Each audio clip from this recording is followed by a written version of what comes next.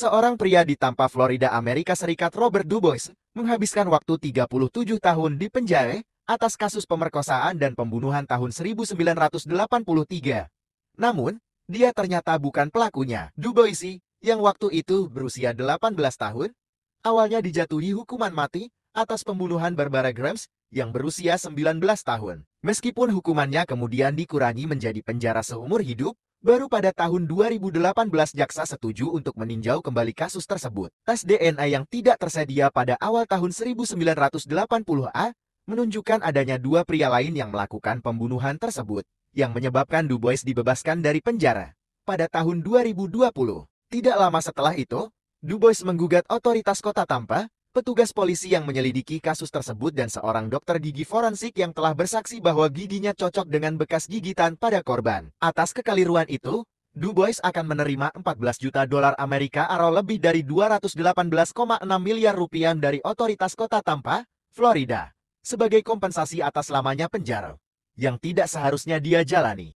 Dubois menghabiskan hampir 4 dekade di penjara atas pemerkosaan dan pembunuhan yang tidak dilakukannya. Ia berharap kasusnya akan memudahkan para terpidana yang tidak adil untuk mendapatkan keadilan sebelum terlambat untuk mereka. Dubois berusia 18 tahun ketika Barbara Grams yang berusia 19 tahun diperkosa dan dipukuli sampai mati saat dia berjalan pulang dari pekerjaannya di sebuah restoran di Tampa pada bulan Agustus tahun 1983.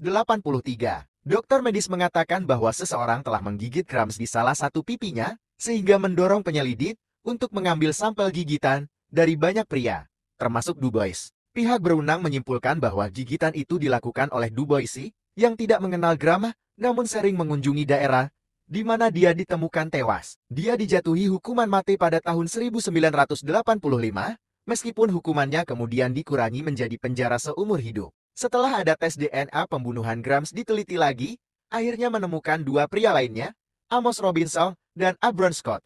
Robinson dan Scott masing-masing menjalani hukuman penjara seumur hidup karena pembunuhan yang berbeda. Dan mereka sekarang menunggu persidangan atas tuduhan pembunuhan tingkat pertama atas kematian Grams. Sementara itu, dokter gigi forensik yang awalnya menetapkan bahwa Dubois menggigit Grams, akhirnya mencabut temuan tersebut dengan mengatakan bahwa dia tidak lagi percaya bahwa bekas gigitan dapat dicocokkan dengan seseorang.